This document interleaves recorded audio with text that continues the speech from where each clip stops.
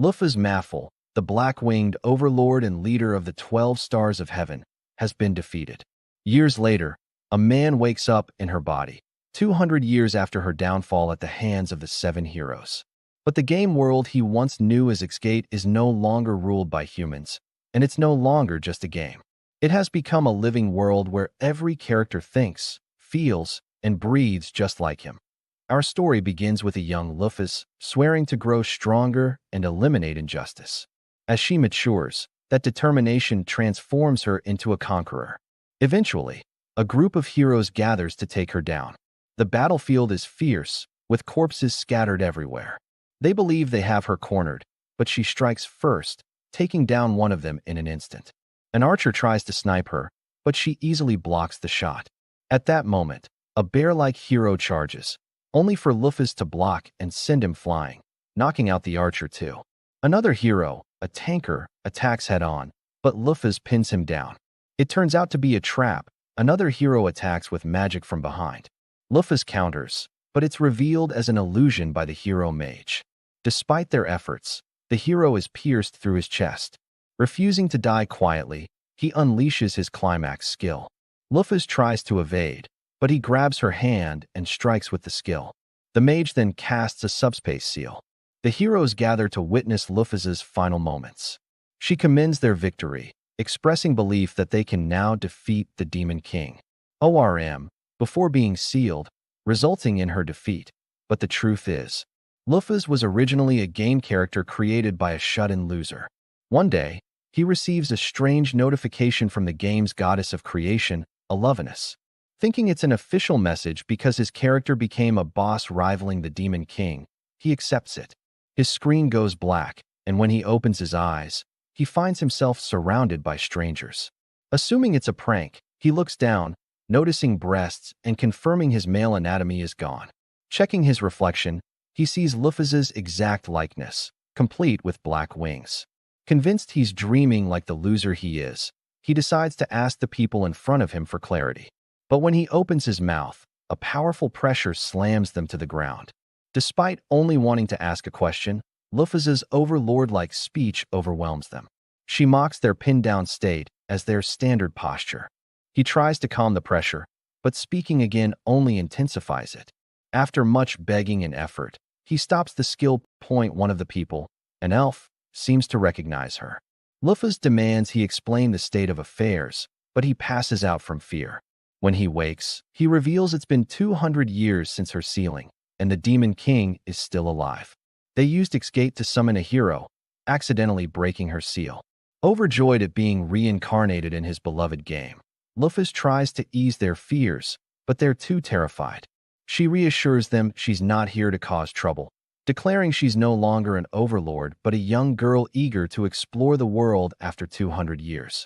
She tells them they can summon another hero if they wish, then flies off, thrilled to see what Xgate has become. From high above, the view is breathtaking. But one thing stands out, a colossal tower piercing through the clouds. She instantly knows where her first destination lies. Xgate is an online fantasy game set in Midgars, famous for its war system where players engage in PvP and winners conquer nations. Its novel system publishes character stories as official history. Lufus was the strongest character, conquering all of Midgars for the first time in game history, making her a semi-official character. Bored as the sole ruler, he negotiated with other players for a war between Lufus's forces and the heroes, resulting in the game's greatest battle. Ultimately, Lufus was defeated and sealed in a subspace. Now, she heads toward the Sky Tower of Maful, her old base. Inside, the halls are empty, the throne room covered in dust. Sitting on her throne, memories of her former companions resurface. Then, out of nowhere, a flashback hits her. Two of the heroes who once fought her appear in her mind, before she can make sense of it. A young girl approaches, overjoyed, rushing to Lufus's side, claiming she's waited 200 years. Lufus doesn't recognize her. The girl, Dina, introduces herself as Lufus's loyal advisor. Lufus remembers appointing a young girl as a backdrop NPC advisor when building the tower. Confused that an NPC gained self-awareness and waited for her, Lufus apologizes for forgetting someone so loyal. She confides in Dina about her broken seal. Dina reveals the kingdom of Levitian broke it, rumored to be preparing to summon a hero. Lufus orders Dina to brief her on events since her sealing. Dina explains the 7 heroes who defeated her founded their own nations, but 4 have died of old age. Lufus wonders if the remaining heroes are players like her. Dina drops a bombshell. The 12 heavenly stars are alive. These unique, powerful monster NPCs were bestowed the title for their strength. But Dina adds that 2 of the 12 joined the demon lord to avenge Lufus. Lufus is disappointed in her subordinates for joining the demon lord, even if it was to avenge her. Lufus declares they'll journey to gather the 12 heavenly stars and investigate if the remaining heroes are players. Dina informs her that the first star they can find is Ares the Ram, who is currently at war with one of the 7 heroes, Migres and Svel. Lufus spreads her wings, ready to depart, but Dina stops her. They need preparation and, more importantly, money. After waiting 200 years, they don't have a single penny. Lufus suggests raising funds. Dina notes her appearance, especially her black wings. A curse among the heaven-winged is too recognizable. Lufus scoffs, doubting anyone would remember her after 200 years. But Dina calls her naive, pointing out Elve's long age and her face is still fresh memories. Dina suggests adventuring, as it ignores identity or background. Lufus agrees, liking the idea. They head to the bustling trade city of Idalir, with Lufus hiding her wings under a cloak. The disguise ironically draws even more attention. Inside the Adventurers Guild, nostalgia hits her. It feels like the old days. Dina recalls Lufus's past as an adventurer, and Lufus laughs it off, muttering about the good old days. They head to the quest board. Dina picks a quest to find lost cats for 200 EL, but Lufus insists fighting is their forte, not searching. Dina then selects an orc extermination quest for 1500 EL. Lufus recalls that in the game, killing orcs yields a 3% chance of dropping orc meat, which boosts max HP. They reach the village plagued by orcs. The village chief explains the situation, and Dina reassures him Lufus will handle it. At the orc den, Dina mocks their ugly faces, joking even the goddess sees them as failures and urges Lufus to wipe them out. Before attacking, Lufus checks her stats, all maxed, consistent with the game. Using alchemy, she crafts swords from the earth and takes out the guarding orcs. She feels grossed out by their corpses, but remains mentally unshaken. The commotion draws more orcs, led by their massive chief. The orcs attack, but their movements are sluggish to Lufus. Realizing she doesn't need swords, she pops their heads off with ease. The orc chief, terrified by his fallen minions, attacks the ground randomly. Despite his efforts, Lufus stands unscathed. A fire ignites on the orc's blood, and Lufus notes the vast gap in strength and perception of time. The chief tries again, but Lufus appears in his face, pats his head, and the orc felt like an ominous force was crushing him, causing his head to explode. For Lufus, it wasn't even a battle. It was nothing more than a slaughter. After slaughtering all the orcs, Dina calls upon Lufus and informs her that they got lucky this time. They found undamaged tenderloin. According to Dina, if eaten, it enhances vitality, the same as boosting HP in the old game. She explains that they were fortunate to find undamaged ones, since orcs are constantly fighting among themselves. That makes the chance of obtaining intact tenderloin only about 3%. Hearing this, Lufus improvises, saying that next time they should be more careful not to damage any. Dina smiles, promising that she'll cook it for her later, then teleports all the dead orcs to the tower for processing. Watching her work, Lufus quietly mutters that Dina is far more useful than she initially expected. Once the battlefield is cleared, Dina suggests that they free the kidnapped women being held nearby. They move quickly, and the rescue goes smoothly. Dina breathes a sigh of relief when she confirms that none of the women were harmed in any way. Lufus then casually explains that orcs are, in their own strange way, gentlemen. They take good care of the women they capture, hoping to win their affection rather than harm them. That revelation completely shocks Dina, who finds it hard to believe, since their faces don't exactly match their supposed personalities. But even so, the women remain terrified of them.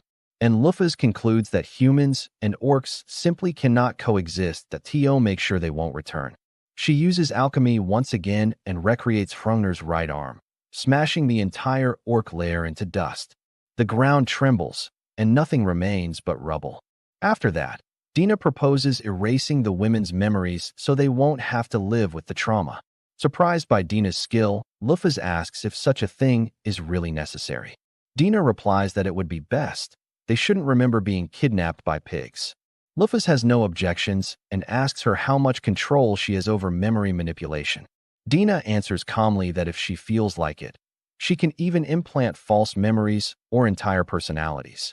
Hearing that, Lufas nods approvingly, and the two prepare to head back to the village. That on their way, Lufas creates a golem to carry them, sculpting it effortlessly with alchemy.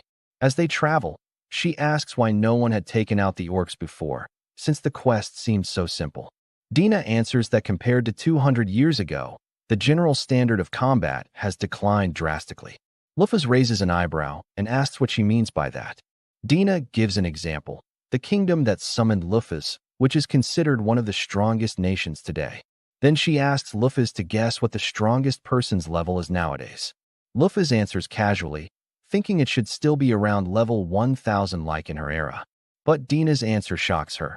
It's only 120. Lufas mutters to herself, realizing that in her time, there were many players who reached level 1000 just like her.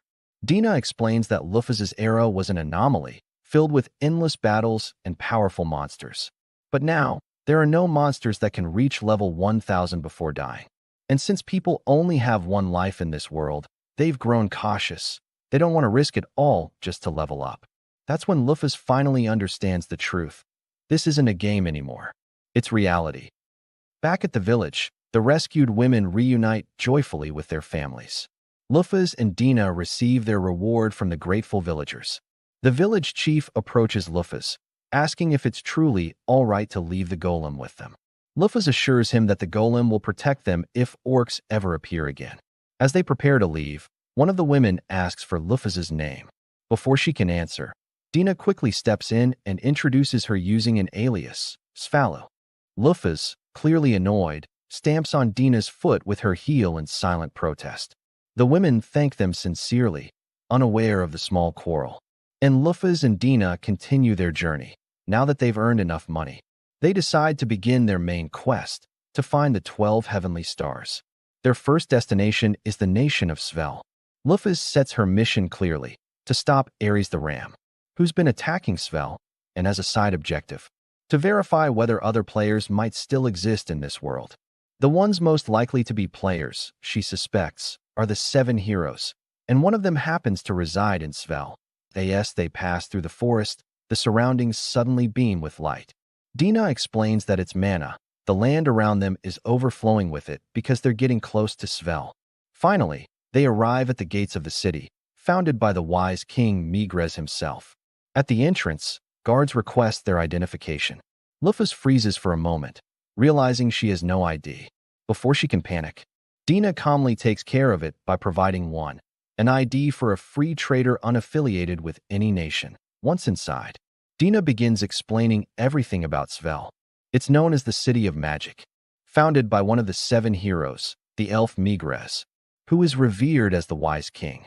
Anyone aspiring to become a mage or scholar gathers here to study. As they walk through the city, Dina suddenly remembers that members of the heavenly winged tribe dislike mana-rich environments. But Lufas reassures her, saying that she actually finds mana pleasant. Curious, Dina then asks what their next move should be. Lufas bluntly replies that they should meet Migres directly. Dina instantly panics, fearing Lufas' plans to storm the castle. But Lufas clarifies that Ares is already causing enough chaos. They don't need to add more. Relieved, Dina suggests a quieter approach. Instead, Lufas decides they should visit the library to learn what happened in the 200 years she was sealed. Since they're unfamiliar with the area, they stop to ask for directions. A mercenary named Gantz offers to take them there. Dina introduces herself as a free trader and mischievously introduces Lufas as a suspicious person named Svallo, earning another painful heel stamp. Gantz laughs off the odd introduction, thinking Lufas must have her reasons for such an eccentric getup. As they travel, Gantz explains more about Svel. He says the city used to have a larger population. But many people moved away ever since one of the 12 heavenly stars began attacking the region. Still, he reassures them that they're safe because the lake surrounding Svel is actually a giant water golem that acts as the city's guardian deity. Curious, Lufus checks its status and is amazed by its level and HP. It's incredibly strong. For the current era, finally, Gantz leads them to a monorail station that connects to the Eastern District, where the library is located. Before leaving, he bids them farewell. As he walks away, Lufus glances at his status and sees that his level is 82. For this era, that's actually quite high, which earns her respect at the library. Lufus and Dina begin searching for records about the last 200 years. But instead of general history, Lufus finds books specifically about herself. Confused, she asks Dina why there are works describing her death as a mistake and others that criticize the seven heroes' foolishness. Dina explains that Lufus was never truly despised as she believed. In fact, during her rule, she overthrew tyrants and protected the people of those nations. However, humanity turned against her under the leadership of the seven heroes, ending her reign as a result. Once Lufus was gone, the demon folk, who had feared her power, began attacking humans. Without her, no one could keep them in check. The heroes tried to resist the demons, but ultimately failed, and human territory continued to shrink year after year. Lufus is shocked to learn that humanity's habitat has diminished so drastically, and that the world has fallen into such disarray because of her absence. Having found the truth she needed, Lufus leaves the library and commands Dina to take her to Ares' castle. But before they can go, the ground shakes violently. An earthquake nearly topples the city. In the aftermath, Gantz rushes through the streets helping injured civilians. Moments later, an announcement echoes through Svel, summoning all mercenaries to the border with their gear. Meanwhile, Lufus asks Dina how often earthquakes occur here. Dina replies that they're quite rare. That's when Lufus reveals something unsettling. Ares has an ability that can cause earthquakes, implying that he must be approaching the city. Dina confirms it, sensing a powerful mana fluctuation from afar.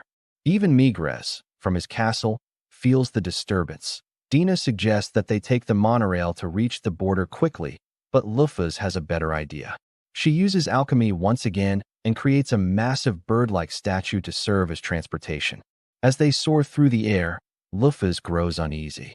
Something about Ares feels off. Ares, one of the 12 heavenly stars, is a rainbow sheep who usually hates conflict. Even if he were seeking revenge for Lufus, he wouldn't act like this. Suddenly, an unfamiliar memory flashes through Lufus's mind. She can't make sense of it. Looking ahead, she sees what's waiting, a massive horde of monsters marching towards Svel. And among them, roaring in pure rage, stands Ares, the ram, one of the 12 heavenly stars. We see a flashback of the heavenly star Ares, back when he was just a lamb, crying alone in a dark forest. That's when Lufus found him. She was surprised to see such a legendary creature, a monster said to be born only once every 500 years. Seeing him crying, she figured he was on the run, trying to escape from monsters and humans alike. After all, a single thread of his wool was said to be more valuable than gold. Lufus advised him that instead of spending the rest of his life weeping, he should try striking back at his foes. Hearing that, the little lamb gathered his courage and jumped to attack her. Lufus, impressed by his spirit, put him down with ease and asked him to come with her, to grow stronger and join her in her quest to crush everything in her jaws and conquer the entire world. Amazed by her ambition, the lamb agreed to follow her. When she asked his name, he shook his head, having none. So, Lufus looked up at the stars and gave him one, Ares, muttering softly to herself. She never imagined that a rainbow sheep would become her very first companion. Back in the present, Gantz rushes to the border with his companion Johnny, ready to face Ares the ram in the final battle. Outside the castle walls, the army stands in formation, preparing for war. But both the captain and Gantz are stunned by the sheer size of the approaching monster horde. They doubt whether they can hold out until reinforcements arrive. To their surprise, Ares issues a declaration of war before attacking. Mimicking the code of honor once imposed by his master during her reign, with no time to spare, the captain orders the mages to unleash their spells and wipe out as many monsters as possible. But even after the barrage of magic, the horde keeps advancing. Archers fire their arrows next, yet it's still not enough. The monsters just won't stop. With no other choice, the army charges forward. Gantz leads the knights into the front lines, cutting down monsters one after another.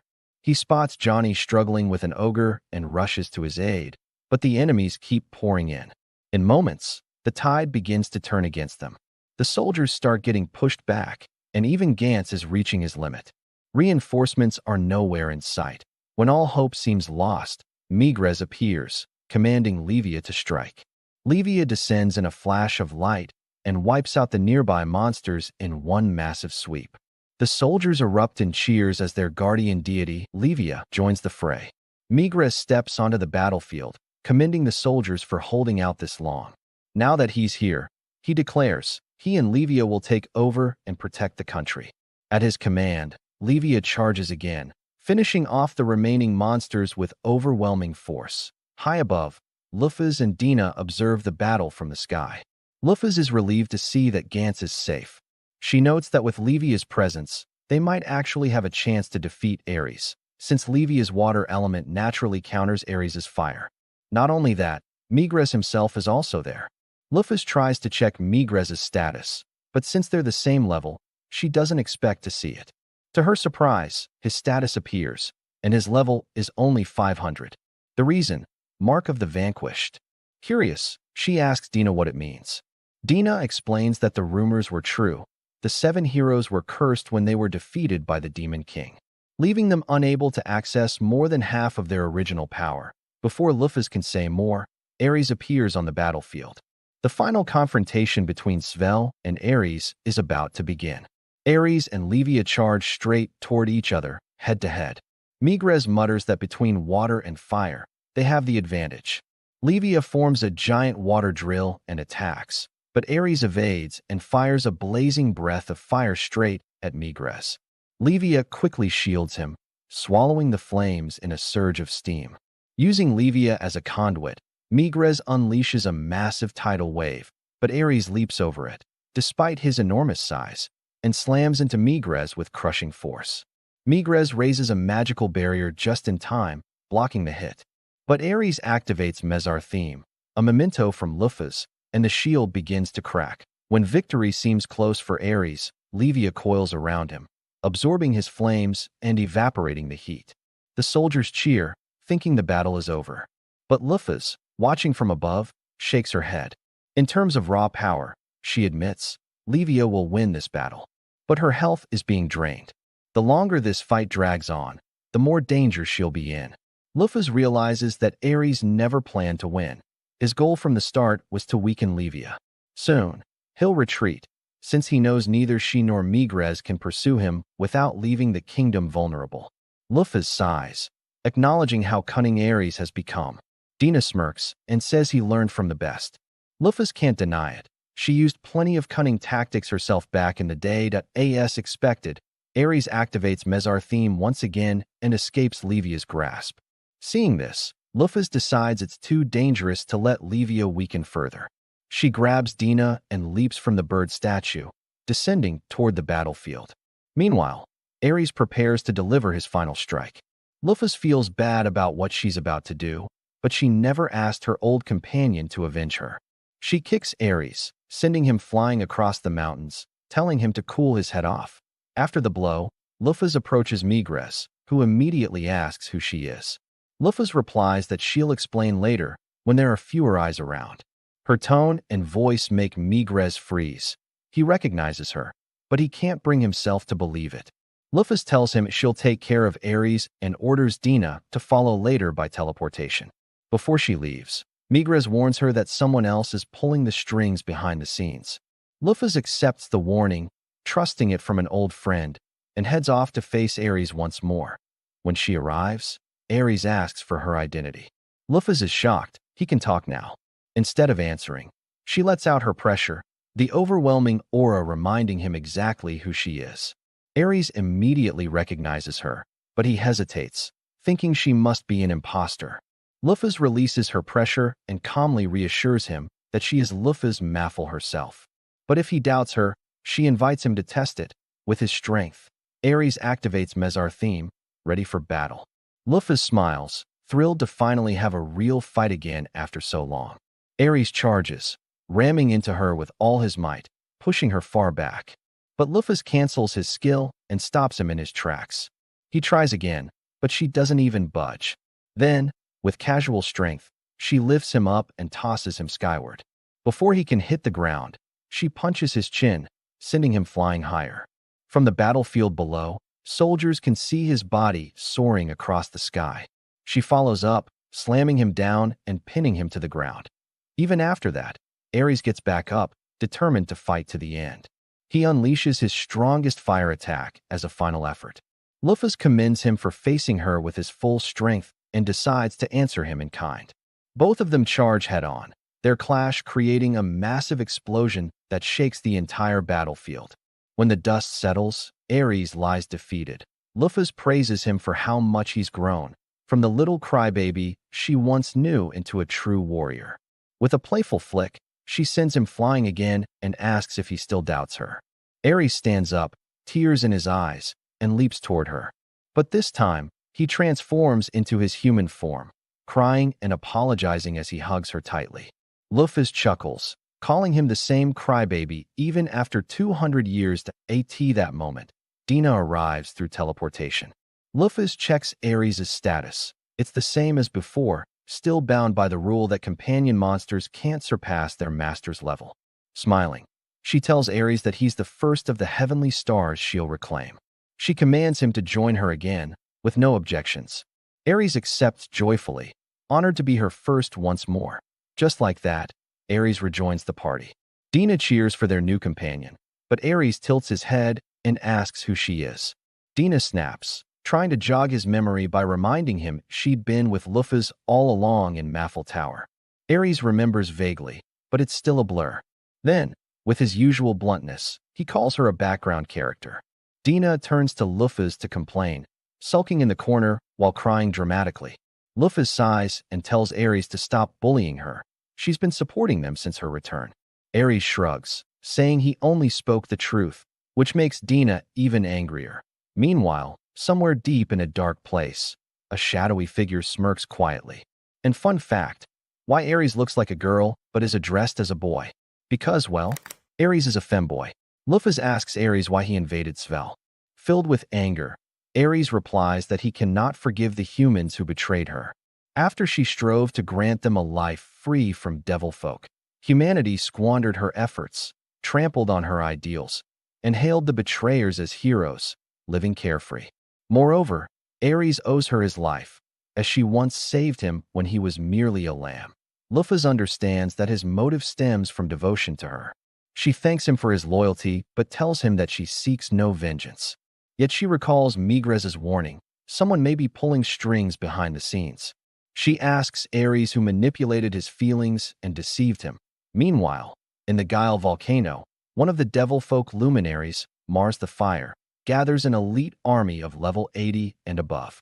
Believing Ares has weakened Levia, he orders them to march on Svel and kill every human they find, muttering that it was worth provoking Ares' thirst for vengeance. He preaches to the demon lord that a single opposing hero will fall, thanks to Ares. He celebrates. Something crashes down from the sky, cratering the ground and knocking out his elite monsters. When Mars checks the impact site, he sees Ares standing beside a cloaked Luphus, whom he does not recognize. Suspecting she might be a hero, Mars notes her overwhelming strength and descends to investigate.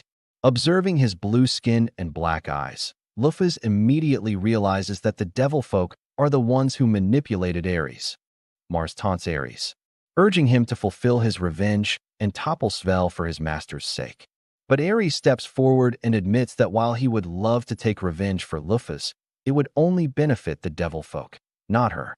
Changed and resolute, he declares that he will stop Mars instead. Grinning, Mars says he anticipated this. Though Ares once served as their trump card against Levia, drawing his dagger, Mars declares that Ares, having served his purpose, will not live after betraying the devil folk. Luphus intervenes, commanding Ares to leave it to her, since he is still injured from their earlier battle. Mars activates his secret art, Devil of Ice and Fire. Ice prison hellfire instantaneous. Phantasmal devil sword.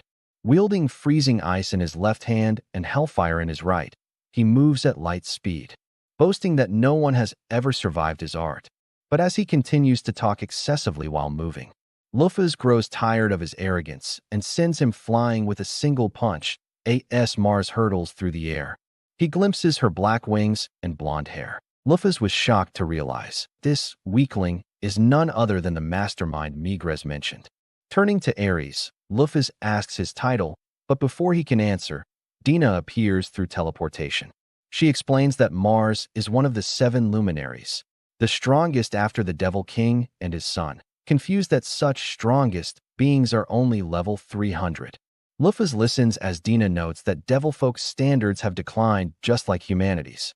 Ares then asks why she spared the monsters. Luffy replies that they were manipulated, and she has plans for them. Using her capture skill, she makes them her minions and orders them to return to their habitats and avoid unprovoked attacks. Receiving her command, the monsters disperse peacefully. Thus, the Ares Svel incident comes to an end. Returning to the kingdom, Luffy and her companions inform Migres that they have recovered Ares, defeated Luminary Mars, and commanded the monsters to retreat. Surprised that she resolved in a single day what had taken them years, Migres invites her to a private discussion. Luffy recalls Migres as a fellow player who once hunted alongside her, though she is now uncertain if he truly is one. Meanwhile, snake-like nobles storm Migres's quarters, feigning concern yet caring only for themselves. Dina and Luffy quietly note their hypocrisy. Their worry extends not to Migres, but only to their own security. Later, Migres ashamedly explains that nobles who were meant to defend the people now only protect themselves, deliberately showing her proof of his failure. Inside his chamber, he asks Luffy to reveal her face. She does, but his reaction is unexpected, pure fear, despite seeing his supposed old friend. Realizing that he is not a player, Luffy listens as Migres asks why she returned after 200 years. Was it to mock their downfall? Calmly, Luffy explains that a hero's summoning brought her back. Yet she is confused that he remains so composed despite facing his ancient enemy. She recalls a book in the library criticizing the 7 heroes, collected by Migres himself. For years, he has carried guilt over the devilfolk invasion that followed their victory over her. Blaming himself, Luffy sighs and tells him not to shoulder that guilt. He should be proud of defeating a powerful foe. Migres then asks if she harbors resentment for their betrayal when her dream was so close to realization. Feeling none. After all, it was once a game. Luffy instead channels what the real Luffy would say. Perhaps she lacked as a leader, and that failing sparked the uprising. She advises him to abandon self-blame and to stand tall.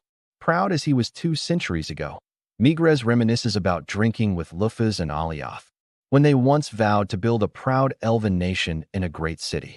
Luffy had boldly declared world conquest, and Alioth laughed, promising to eat pasta through his nose if she succeeded, joking that they would never face each other in battle. Seeing the same spark in her eyes now, Migres thanks her. Luffy restores Levia's maximum HP, something Migres, weakened by time, can no longer do. Ares refuses to apologize for his earlier actions, even knowing his fault. Luffy decides it is time to depart in search of the 12 heavenly stars. Migres asks her next destination. Dina suggests the Black-Winged King's grave. Luffy is confused. It seems to refer to her own. Dina explains that her admirers built the world's largest structure 200 years ago, atop which Libra of the Scales stands guard over her entombed treasures and equipment. Migres adds that rumors describe Libra as a killing machine who eliminates anyone who approaches the top floor. Luffy wonders why anyone would risk fighting Libra merely for treasure. Migres explains that most legendary weapons were lost during the war with the Demon Lord. Those treasures are humanity's last hope against the devilfolk, but Libra prevents access. Shamelessly, he requests that she lend him any unused items once she recovers them. Luffy agrees, confident in her own strength without them. Thanking her, Migres offers items to conceal her wings and a disguise to help her move freely among humans. At the kingdom's entrance, she finds Gantz waiting to bid farewell. He fails to recognize her at first. When she reveals she is Sval, Gantz is stunned by her beauty. She thanks him for his help, and they part ways. Gantz suspects she might be Lufa's but quickly dismisses the thought as impossible. Meanwhile, the heavily wounded Mars trembles at the thought of Lufa's return. Suddenly, a mysterious woman appears before him, stating that his role is finished. With a snap of her fingers, Mars vanishes, erased completely, as if he never existed. The group sets their sights on their next objective, Libra of the Scales, who's said to be located at the grave of the Black-Winged King, a destination that's a whopping 500 kilometers away. That's a huge distance, and while Lufus is totally fine with walking, Dina immediately protests, saying not everyone's a superhuman like her, and walking that far is exhausting. She comes up with a proposal to create a golem that can carry them around. Lufus points out that they already have her teleportation magic, but then remembers they'd even use a carriage to get to Svel. Dina explains that teleportation magic is really meant for personal use, and to teleport another living creature, you either need their full consent or you have to knock them unconscious. The problem is, even a tiny bit of refusal in someone's heart can cause the spell to fail, which is pretty terrifying. So, it's just a huge hassle. Getting even more ambitious, Dina suggests that while they're at it, the golem should come with a bath and a place to sleep so they don't have to camp outside anymore. Lufus is a bit skeptical about what kind of golem that would even be, but she agrees to give it a try. With a loud cry of alchemize, the golem is created, and inside, they find incredibly soft and fluffy beds. Ares dramatically declares that he's unfit to be a bride now, and Lufus just bluntly reminds him that he's a man. With that settled, they decide the golem needs a name. Dina thinks it should sound chic, but not too pretentious, while another companion suggests something simple and easy to remember. Lufus declares that its name will be Tanaka. What follows next is a ridiculous commercial-style presentation, promoting Tanaka as the golem that can take you to beaches, cities, and mountains. It even comes with a status card showing it's an artificial life form. Lufus then commands, "Tanaka, drive us to the grave of the Black-Winged King," and the golem responds in a calm, robotic tone, "Yes, boss." The group finds traveling in Tanaka to be an absolute breeze. It's super comfortable, and before long, they decide to stop for the night, having Tanaka park in a good spot that as soon as they step out. Dina sniffs the air and suddenly gets all excited. She's found a hot spring. Lufus points out that they already made a bath inside Tanaka, but Dina insists that a natural hot spring is completely different and practically drags her along. She tells Ares he can go later since he's as they prepare to get in. Dina stops Lufus and scolds her for planning to enter the water without tying up her long hair. She explains that it's bad manners because stray hair floating on the surface makes the water dirty for the next person. Lufus admits she's got a point, and Dina offers to tie it up for her. Lufus, trying to avoid seeing Dina's naked body despite being female herself, tells her to stay put. She'll come to her instead. Dina comments on how pretty Lufus's hair is and notes that such long hair must give her stiff shoulders. After tying it up, she encourages Lufus to relax and enjoy the hot spring since it's been ages since she could properly stretch her wings. The water feels amazing. But Dina notices her legs are a bit swollen from sitting in Tanaka all day, though Lufus feels perfectly fine. Dina then spots some rare creatures nearby, adaptive frogs, and points them out. She explains that the pink one's female and the green ones are male. But what's really fascinating is that when there are too many males, some of them actually change their sex to female so they can mate with the extras. She marvels at how they used to be male, but their feelings change, and they fall in love with other males. Lufus seems to have some kind of reaction to this revelation. And just then, Lufus decides that's her cue to get out of the water and lets Ares know it's his turn next. Eventually, the group arrives at the grave of the Black-Winged King, which turns out to be so massive that an entire village has sprung up around it. Dina explains that hunters and adventurers came to conquer the grave, merchants followed, and the place simply grew into a tourist spot. Ares is absolutely livid, declaring that it's outrageous for fools to ransack Lufus's grave, and he prepares to attack them. But Lufus immediately stops her hot-headed ram, telling him there's no need to cause a commotion. She reminds him that since she's standing right there, it's obviously not her real grave, so she doesn't care if people are raiding some fake monument. Internally, she notes how crazy he gets when it comes to her and wonders if all of the 12 heavenly stars are this obsessive. Their attention is drawn to a nearby crowd, so they ask what's going on. A man explains that a special reconnaissance team of 50 powerful adventurers went into the grave 2 months ago and were on the verge of conquering the top floor, but they missed their daily check-in. Realizing that Libra must be on the highest floor, Lufus decides they need to retrieve her fast to prevent any more casualties that as they head in. The man tries to warn them that if the special team struggled, then 3 of them don't stand a chance.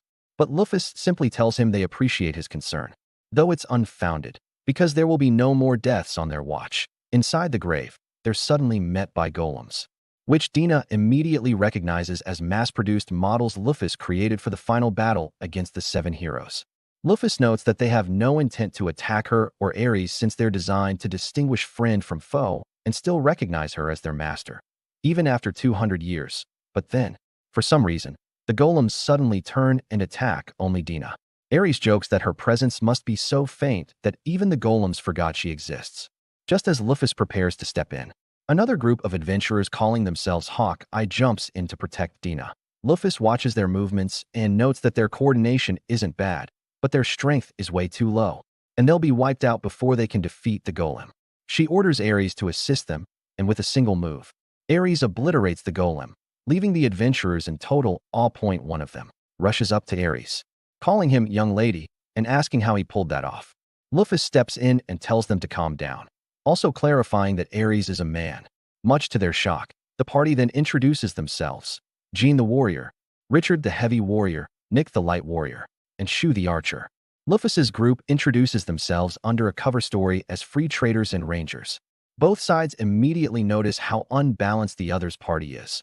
Hawkeye being all frontliners and Lufus's group pretending to be all rangers. Jean calls them muscle heads for relying on high levels, which annoys Lufus so much she threatens to alchemize a giant boomerang and stick it in his head. Thinking Lufus's party lacks frontliners, Hawkeye offers to act as their bodyguards. To Dina's complete surprise, Lufus immediately agrees. Later, she privately tells Dina that they should use Hawkeye while they can, revealing a rather cunning streak. She plans to support them just enough to keep things believable that as they proceed deeper. The scene cuts to the top floor, where the last remnants of another adventurer team face Libra of the Scales herself. They're determined to bring back the weapons cache for the future of humanity. Libra detects their presence and warns them to leave within 10 seconds, or be eliminated. The adventurers desperately plead that they're not there to fight, but to retrieve the legacy of the Black-Winged King to save the world from the devil folk. Unfortunately, Libra's programming simply identifies them as intruders trying to steal her master's treasures, ignoring their pleas. Her countdown ends, and she declares that their actions comply with the conditions for elimination. Without hesitation, she activates her ultimate weapon, Brachium. Meanwhile, as for Hawkeye, Luff started to regret bringing them along since these guys were absolute fodder and not even smart enough to realize how weak they were. Every time they ran into a golem, they got their asses handed to them, and Luff always had to order the golems to stand down before the adventurers ended up dead. But the worst part was that they genuinely believed they were the ones who beat them. Luff worried she was giving them false confidence, but there was no point arguing. Eventually, they reached the final guardian golem, and this one was way stronger than the rest. Coming in at level 600, Lufus instantly knew the adventurers would get folded the moment they got close. So she told them to stand back while she handled it. The adventurers tried warning her it was too dangerous to fight alone, but Daimima assured them that Luff had a plan, watching as she calmly walked toward the golem. The first thing she did was ask if it recognized her. The golem's reaction made it clear that it did, but even then, it attacked. Forced to defend herself, Luff cut it clean in half with a single strike. As she turned to leave, the golem called her name and said, "Welcome home." Luff thanked it for guarding the place for the past 200 years and told it to rest. And the golem powered down for good. After that, she started heading up the stairs to confront Libra. But before she could go too far, the adventurers stopped her, insisting it was too risky to face Libra alone. They wanted to go with her, but Luff was done babysitting. She told them bluntly that they'd die almost instantly if Libra chose to attack, and none of them could argue with that. Before leaving, they asked who she really was. Luff paused for a moment, but decided not to answer, and continued up the stairs. Dina and Ares said they'd wait below since neither of them could handle Libra's brachium, meaning she'd be on her own. As she climbed, Luff wondered why she felt real sadness after taking down that golem. She couldn't shake the feeling. Maybe something was wrong with her mind, but there was no time to think about it now. Reaching the top floor, Luff found Libra waiting to intercept her. Libra ordered her to leave within 10 seconds or face elimination. Instead, Luff took off her glasses and spread her wings, revealing her true form. Seeing this, Libra stopped the countdown, struggling to process what she was seeing. She confirmed that the person in front of her looked exactly like Lufus, and was a 99% genetic match, but it didn't make sense. Luffy shouldn't have survived the battle against the heroes. The contradiction caused Libra to short-circuit, and Luffy tried to calm her down, telling her not to think too hard for her own sake. But Libra's system was already unstable, and when Luffy stepped forward to help repair her, Libra's defense protocols activated. She activated her brachium and created a vast airspace battlefield. Luffy was caught off guard at first, but quickly adjusted as Libra opened fire. Dodging bullets and missiles, Luffy weaved through the air, looking for an opening. Eventually, she found one and struck, interrupting Libra's attack sequence before closing in. Libra retaliated with more gunfire, but Luffy used her wings to blow the bullets back. Libra switched tactics, launching a series of complex attacks, but none of them came close to breaking through. Frustrated, she shifted to her ultimate domain, a sure-hit attack that ignored all defenses and dealt 99,000 damage. Caught in the range, Luffy didn't back off. Instead, she smiled, excited to finally feel some real damage. When the violent energy hit, the pain was immense, but she had more than enough HP to tank it. Pushing through the blast, she closed the distance and dodged Libra's last-ditch laser strike. Before Libra could swing her blade, Luffy grabbed her arm, pinning her in place while casting all repair. The spell restored all of Libra's damaged parts, fixing centuries of wear. Luffy apologized for taking so long to return. With her logic units fully restored, Libra finally recognized her master. Her mission complete, she powered down for a long rest. Luffy sighed in relief, glad things hadn't gotten out of hand. But now she had a new problem: how to explain all this to the adventurers without exposing herself. She walked back down and peeked around the corner, only to find Dina and Ares waiting. Confused, she asked where the adventurers went. Dina casually explained that she implanted false memories in their heads, making them believe they were the ones who defeated Libra. Luffy had forgotten about Dina's mind manipulation ability. Dina explained that she made them think Libra was already badly injured, allowing them to claim victory. Luffy asked if Dina planned it from the start, and Dina smiled, admitting that was the only reason she tolerated them in the first place. Dina suggested heading up to the treasure vault. When they entered, they were stunned by the mountains of gold and glittering artifacts. Luffy couldn't sit still. Something about all that treasure made her restless. Dina pointed out that Luffy always loved shiny things and used to hoard gold obsessively, which explained her behavior. She told Ares to help her pick out useful items while Luffy was busy getting distracted. Luffy tried to argue that she could control herself, but with both hands full of gold already, her words didn't exactly convince anyone.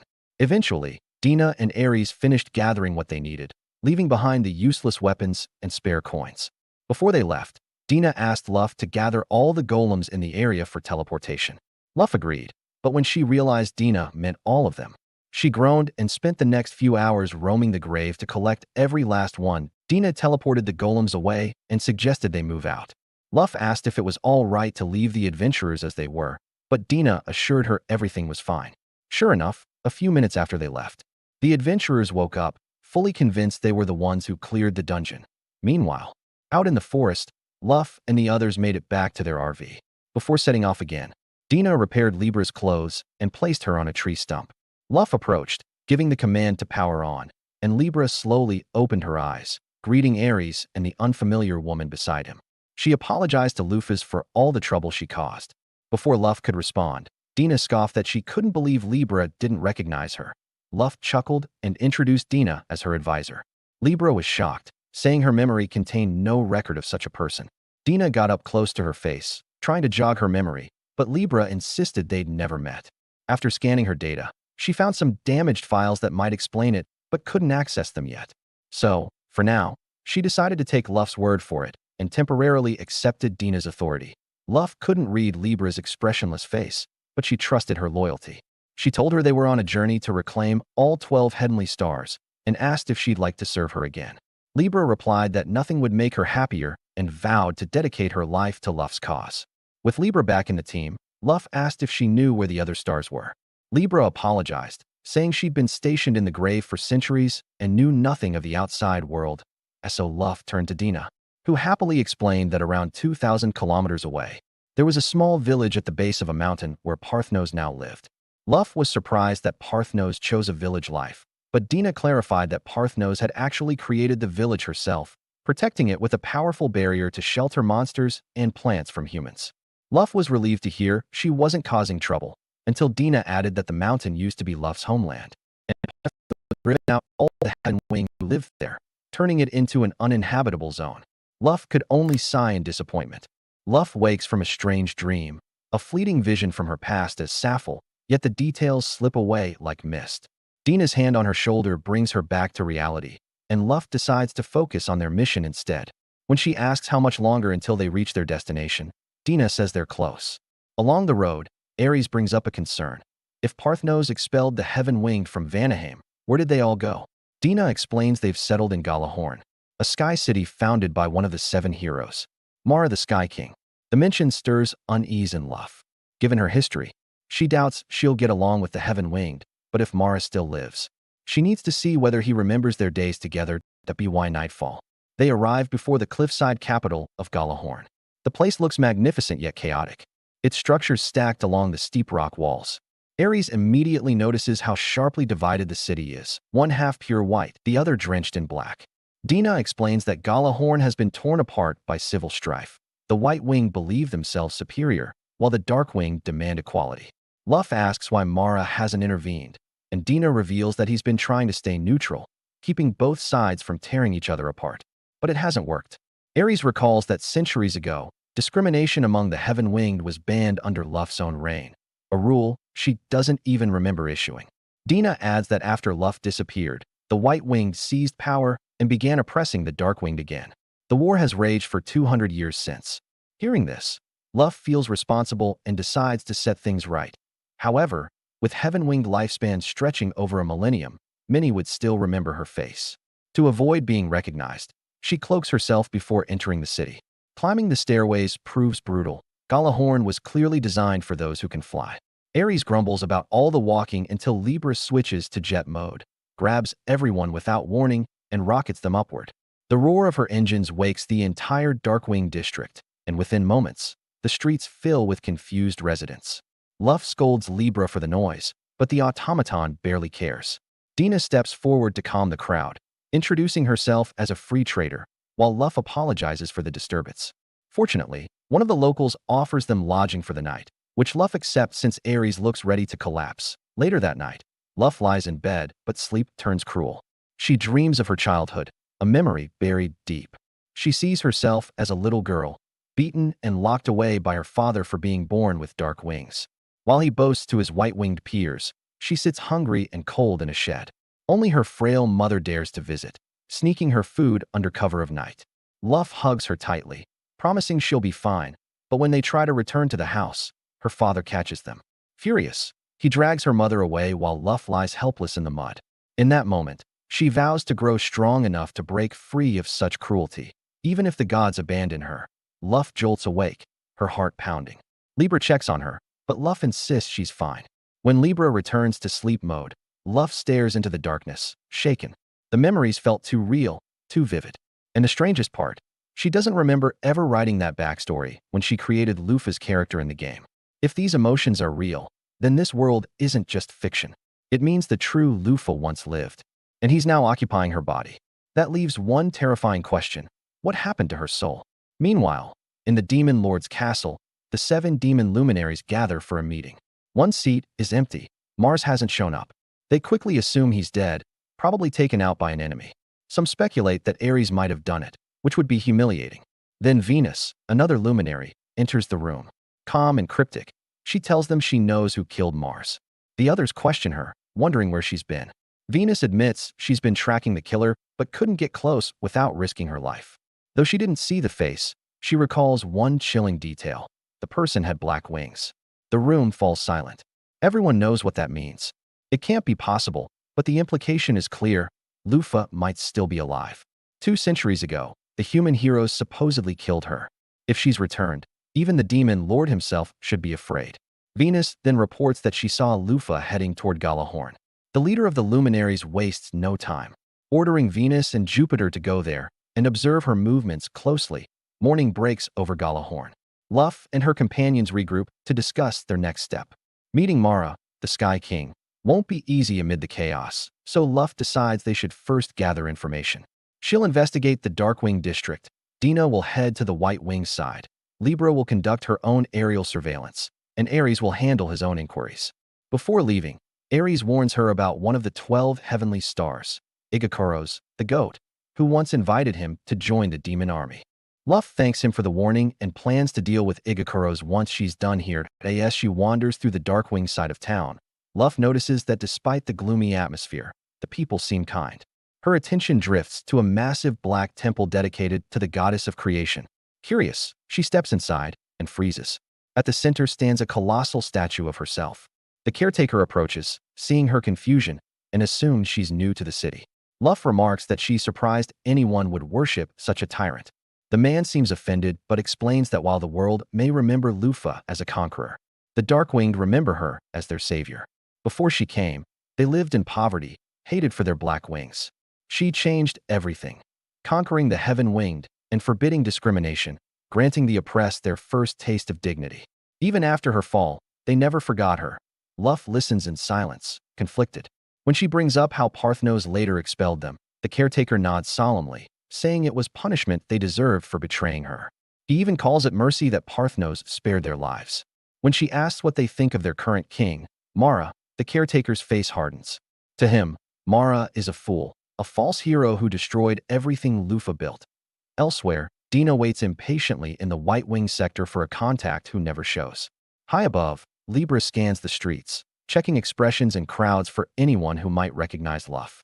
Nothing seems unusual until she spots Dina below, waiting for someone suspiciously late. That's when Libra notices a cloaked figure approaching, a demon in disguise. She dives down and confronts him, warning him to back off. The demon drops his act and attacks, forcing Libra to activate her defense systems. At the edge of the city, Ares sits alone, watching the horizon. Knowing that Galahorn was founded by one of the heroes who betrayed Lufa fills him with disgust. He gets up to take a walk, but after a few quiet minutes, the air changes. A barrier shimmers to life around him. He's trapped. As the light fades, a shadowy figure steps forward. It's Igakoros, waiting for him, back at Marek's castle, where he's sitting in a cramped council chamber looking absolutely drained. The Lightwing nobles have been yelling at him nonstop, insisting he should use his power to get rid of the Darkwinged once and for all. And even though Marek originally founded Galahorn to give the Darkwinged a place where they wouldn't be looked down upon, Parthnos kicked the Light-Winged out of Vanaheim, leaving them homeless. So he reluctantly allowed them into this nation. But even though this wasn't their land, they kept demanding special treatment and persecuting the Darkwinged. Marek has been trying every diplomatic approach he can think of, but no matter what he says, the Light-Winged refuse to coexist. And the more they pressure him, the more Marek doubts whether he deserves to be king at all. He compares himself to Lufus, who struggled through everything to become extraordinary, while he feels like someone who had success handed to him and still can't manage the country right. Meanwhile, Lufus stands outside the Lightwing district, knowing the fastest way to resolve this crisis is to convince Marek himself. But getting in contact with him is another problem entirely. Elsewhere in the nation, Libra is engaged in a fierce battle against Jupiter. She morphs her arm into a cannon and fires a blast straight at him. Jupiter leaps aside at the last second, dodging effortlessly. Libra switches to rapid-fire shots, but he shields himself with compressed wind and dives in for a clean slice that cuts straight through her gun. After examining his movements, Libra concludes he must be an element user who manipulates wind freely. Jupiter confirms it proudly, but says knowing his power won't help her at the same time. Engokuro is still trying to persuade Ares to join the demon army alongside him so they can wipe out the heroes. Ares refuses. He knows Ego is doing this for revenge because of what happened to Lufus, but he tells him there's no need, because Lufus has returned. The second Engokuro hears that, he freezes. It sounds impossible, but it would explain how Mars was defeated, so he believes it. Ares urges him to go back to Lufus's side and serve her again. But Ego insists he can't return yet. If he doesn't eliminate her enemies first, they'll turn on her again eventually. His plan now is to destroy Marek's nation, wipe out the heroes, and then annihilate the demons themselves as an offering to Lufus. Ares tries talking him down, but Engokuro's too far gone and teleports away to begin his mission. Left alone, Ares ponders. He hates the heroes as much as Engokuro does. And honestly, letting the Light-Winged perish wouldn't bother him, especially since they persecuted Lufus over the color of her wings. But Lufus herself would never approve of genocide. So he decides to wait and see how the Light-Winged behave before choosing a side. Meanwhile, in the Lightwing district streets, Diana grows tired of waiting for her contact and she spots a suspicious man heading into a dark alley and follows him. There, She overhears a group of light-winged plotting to take matters into their own hands and get rid of the dark-winged, even if they need to shed blood. They claim the dark-winged are preparing for war, information supposedly given to them by Jupiter. When asked where Jupiter is, the man admits he doesn't know. Jupiter was supposed to meet him today, but never showed up, likely because of the wingless strangers who arrived recently. After listening in, Diana realizes this nation is on the brink of civil war, probably fueled intentionally by Jupiter. She doesn't know why he skipped his meeting today, but at least she has intel to take back to Lufus. Back with Libra, she continues clashing with Jupiter. No matter how much wind pressure he summons, Libra's solid frame refuses to budge. The only reason he's lasted this long is his speed, dodging every shot. But Libra's been analyzing him the whole time. Once she completes her analysis, dodging won't save him. Jupiter realizes he can't win. So he kicks up a massive dust cloud and escapes while she clears the air. Too late to catch him. Later, everyone reunites to exchange intel. Diana reveals that the light-winged are preparing for war against the dark-winged and have likely been provoked by someone named Jupiter. Libra adds that she fought Jupiter herself, one of the 7 demon luminaries, but he managed to escape. Lufus is shocked that a demon is trying to destroy the city when it's already collapsing under its own political tension. Since Jupiter will definitely return, Libra asks for more ammunition, saying she's running low. Lufus agrees to synthesize more later. Next, she asks Ares if anything noteworthy happened on his end. Ares lies, saying nothing happened, still unsure whether to intervene or let the light-winged face destruction. Lufus accepts the answer and tells them what she saw in the Dark District. They harbor deep hatred toward the light-winged, and the chance of civil war is extremely high. On the other hand, the dark-winged have erected a statue of Lufus in their temple and worship her. Everyone approves of them immediately, and Libra even suggests joining the dark-winged in the coming conflict. But Lufus refuses. Choosing a side would doom the nation and invite demon invasion. Instead, she instructs Libra to capture Jupiter alive next time so he can be forced to testify before all the heaven-winged. Libra agrees, but asks whether killing him is forbidden. Lufus tells her keeping him alive is necessary, but her safety comes first. That night, Lufus finishes crafting Libra's ammunition. Libra walks in and casually lifts her skirt to store the ammo, and somehow, it all fits. Lufus has no idea how. Libra promises she'll capture Jupiter next time. Then she asks if Lufus knows where Diana went because her sensors don't detect her within 100 kilometers. Lufus tells her not to worry. Diana just uses teleportation magic to move wherever she wants. But that statement confuses Libra. In this world, the only teleportation spell is X-Gate. Lufus tries to think deeply about it, and suddenly gets a headache. 200 years ago, teleportation magic didn't exist. Even in Zeta Online, X-Gate wasn't meant to be a learnable spell. So how is Diana using it? And why hasn't Lufus questioned this earlier? Something doesn't add up. When Diana finally returns to the inn, she walks straight into an interrogation. Pitch black room, single spotlight, chair in the center. Lufus demands answers. Diana has both memory manipulation and teleportation magic, plus suspicious levels of talent for someone supposedly just an NPC. Lufus asks if her teleportation is the escape spell, and Diana doesn't deny it. Lufus is stunned. Escape was the spell that summoned her into this world, yet Diana uses it freely? Diana suddenly gets defensive, yelling that she trained for 200 years to stand out more. Seeing her reaction, Lufus decides to drop the interrogation. For now, relieved, Diana casually mentions she should be able to teleport Libra anywhere because Libra, being a golem, counts as an object, meaning X-Gate restrictions don't apply. She suggests testing it. Libra doesn't mind. Jupiter hasn't moved, so it's unlikely he'll attack while she's gone for only 10 minutes. The two teleport away. But not even 10 seconds pass before Jupiter launches a massive attack and blows up a section of the Lightwing District. That wraps up today's recap. What do you think about this episode? Drop your thought in the comment. And if you liked this recap, don't forget to like, subscribe, and turn on the notifications so you never miss the next one.